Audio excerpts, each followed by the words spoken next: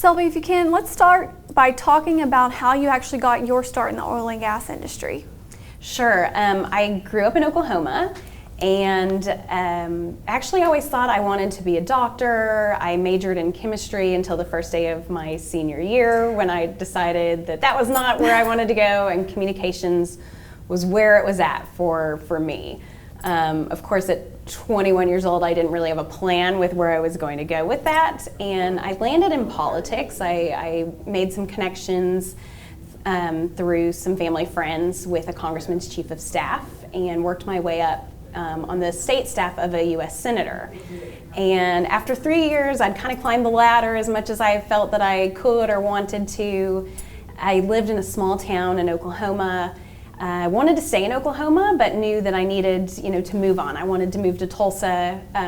For a girl from a small town, 100,000 people, Tulsa was the big city. It was where it was at. Yeah.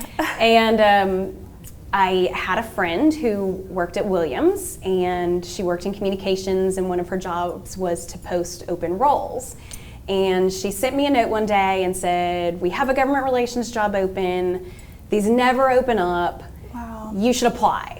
And I thought, yeah, I don't have a chance. They want, 7 to 10 years of experience. I have 5.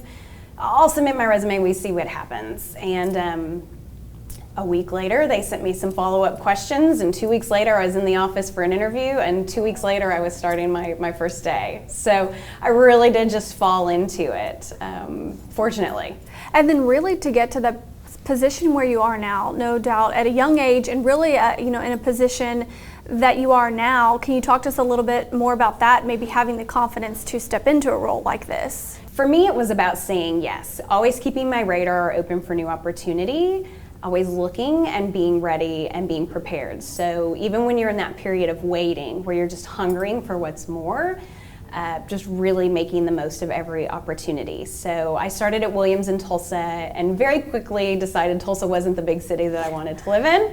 I wanted to move to Houston. This was where it was at. I had big dreams, and a position opened up with Williams Government Relations in Houston.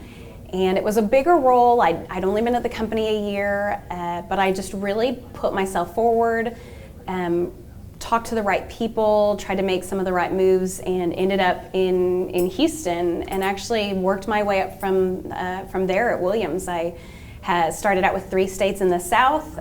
It moved to 7 states, and then in a reorg, I had the entire Transco pipeline. So Wow. From South Texas to Manhattan, I worked 12 states for the company. And so it really was just that preparation and the periods of waiting and being ready to say yes. And with that in mind, can you pinpoint, maybe that was it, but a challenge or risk that you've taken that's helped shape you as well as far as professionally? Sure. I would actually say the biggest risk was leaving that comfort zone. I actually say that I grew up in the pipeline industry, and BHP is the world's largest mining company. But I had no experience offshore, no experience on the federal side of oil and gas, on the government relations side. And so after almost 10 years at my first company, I decided to make the move over to BHP and grow that skill set. So, and again, it's just looking for opportunities, saying, well, that sounds interesting. Let me try, let me have a conversation.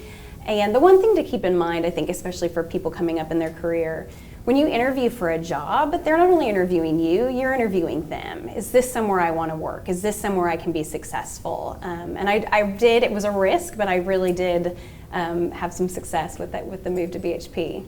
Yeah. And you really transition into my next question about advice for younger professionals trying to find their place in the industry and really just period. Sure. So I think it's find someone to mentor you.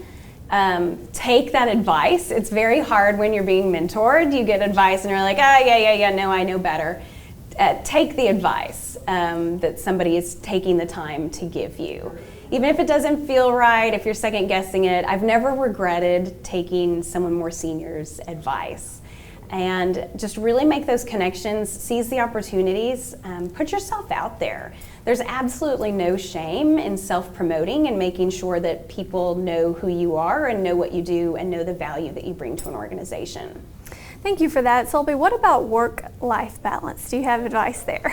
So that's tough, Yeah. especially in this post-COVID world where everything is at home. So home and work have just totally merged. So the one thing that I do, and as a leader advise my team to do, is to block out time on your calendar. So when I worked in the office, I had a dead time that I would leave the office no matter what. I learned probably 5 years into my career that your to-do list will never be done. And it was a breakthrough moment because I was very frustrated. I was very close to burned out. It was right after I had taken over the entire Transco pipeline. And I went into my boss, who was the general counsel at Williams, and he'd been there for 20 plus years. And he said, "What's wrong?" And I said, "I can't ever get through my to-do list." And he looked at me and he said, "There's never going to be a point in your career anymore that you finish your to-do list. It's Wow. okay." And it was powerful just to hear someone so seasoned say that. So I keep that in mind, but I really like to block out time on my Outlook. So I have a 1-year-old. So I block out from 5:30 to 7:30 every night. It is a no-go zone. It does not matter who you are, that is my no-go. I'm willing to meet later at night. Obviously, BHP is headquartered in Australia, so the time zones are a challenge. Mm-hmm. And I also block out time for myself to work out or to take a walk or just to get out of the house if I need to. Because again, as I mentioned, post-COVID, everything just kind of melds together, and we really have to take that proactive choice for self-care. And it's important, it's vital. Thank you very much for sharing that. And is there anything about BHP that you want us to know as far as, this year, what it's been for everyone, just unimaginable, but also just, moving forward past 2020? So one of the great things about BHP that attracted me to the company is our 1% commitment to social investment. So we have a commitment that 1% of pre-tax profits will go back around the globe in social investment. And that is in good times and bad.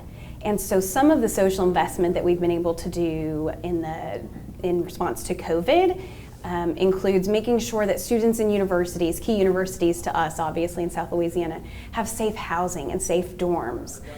We've provided the seed funding for an economic grant program to keep small businesses in South Louisiana afloat during these times. In response to the Black Lives Matter and anti-racism and systemic racism, we've invested money into Black Girls Code, TAPS Academy here in Houston that teaches police and at-risk youth how to interact with each other. And then of course have partnered with the Center for Healing of Racism, which is a fantastic organization here in Houston aimed at really healing racism, teaching people and preventing systemic racism from being so pervasive. And again, that is good times and bad. It is tough times, we're making tough business decisions, but our commitment to that social investment and that 1% really stands. And it's really affirmed my decision of why I made the move to BHP. That's an incredible and inspiring thing to hear. Thank you for your work and everything you're doing there, and congratulations on this honor as well. Thank you, Jessica. You're very welcome.